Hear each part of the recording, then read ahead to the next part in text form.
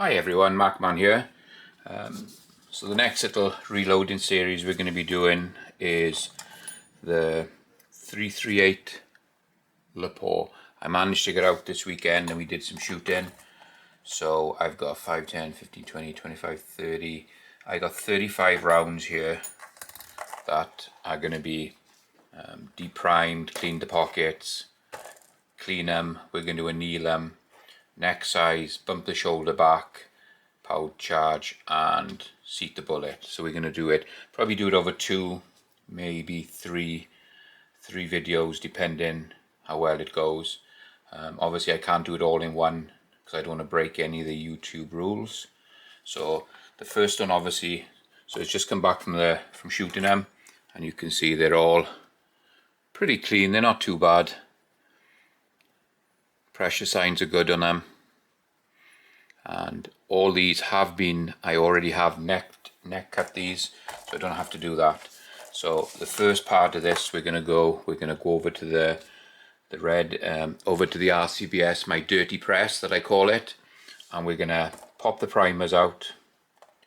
We'll clean the primer pockets, unify them and clean them, and then they can go into the cleaner to get them nice and clean before we go into the next stage. So let's get over to the press. Okay, so we're over on the, what I call my dirty press, where I do all my depriming and everything. So I got this universal depriming tool, but it's too small for doing the 3-thread lupua, so I've had to modify it a bit. I've had to take the little clip, I've wound this all the way down, so it just about does it, so we can get through. I'm going to have to try and get another universal depriming tool that will actually do these 3/3/8. So I can actually get on and very gently come up, just pop it out, but you can just see it's just touching the body a little bit by there, but only just, so it'll be okay. And then I use the Sinclair uniformer and pocket cleaner, and it's as simply as just putting them in, a couple of turns, and super clean, works out really good. So let's get the other one done. So all I'm doing is just popping it in. All I'm doing at the moment is just popping the primer out, there you go, and then cleaning the pocket up. You can see nice and clean, deprimed, and that's the only thing we're going to do. After this, we're going to go ahead and put them in the tumbler and clean them, run them for about an hour to clean them, and then it'll come back, and then the next job will be just annealing. So there you can go, really nice and clean inside the pockets, uniform clean and deprimed. And then just drop them in the bowl. We'll do one more. Not quite popped out there. There we go. You can see they're not too bad. They've only had one fire in, but they have been fire foamed now to my rifle, so on the next loading we can spend a bit more time to make sure these are right. But like I said earlier, the necks have been cut. I've cut the necks, they're all been cut to the same size, and they're going to be ready to go. A little bit of a mark there, you can see a little bit of a little slight bulge, so the body dye will take that out. But there you go. Let me go through and finish these off, and I will bring you back. Okay, so just bringing you back, we're just coming up to the last few, so managing to pop these out now. I've extended as far as I can go, so they're coming out nice and clean, and it's not catching the brass now, so I've managed to adjust it all the way down. It's just got to be really careful as it pops out, not to go too far. And then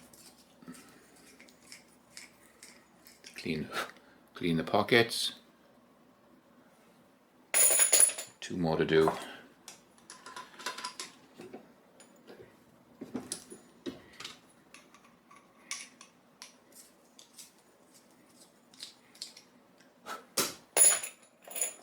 last one.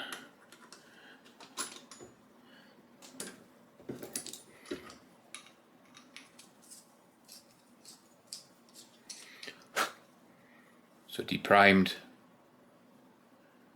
pockets cleaned, ready to go into the tumbler to clean. So once we tumble them, we'll come back and we're going to do the annealing and then the neck sizing, the setup I do for the neck sizing and bumping the shoulder back. So we get all that done next. Okay, so now we're going to do some annealing. So going by the data, we need to use a number 37 pilot. So we can just unscrew that can go into the top.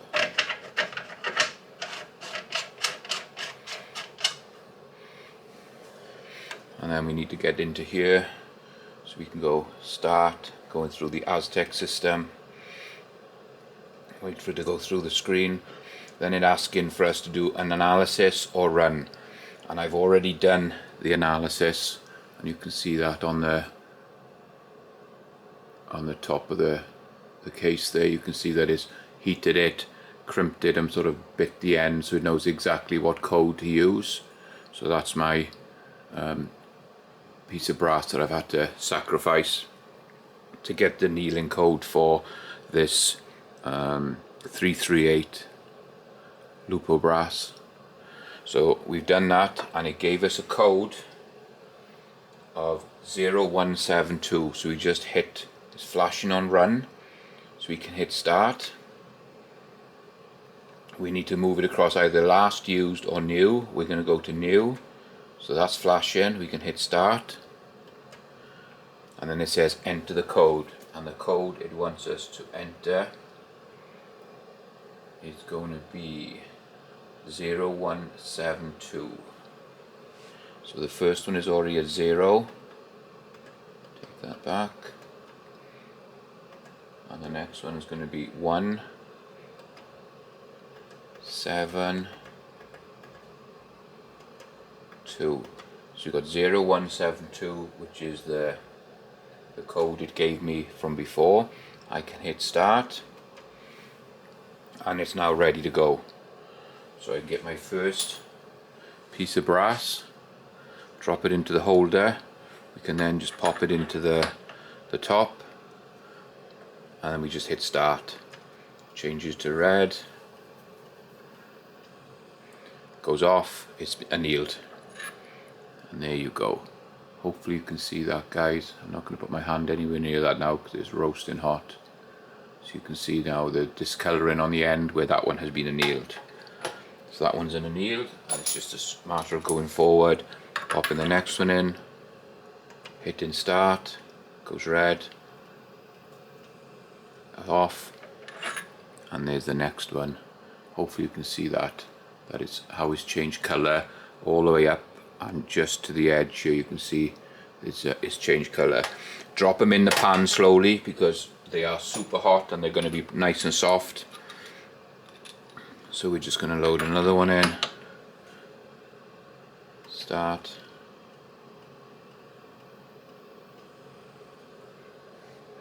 and then annealed. As easy as that. Drop it in quietly. So I'll go in and do these and bring you back at the end.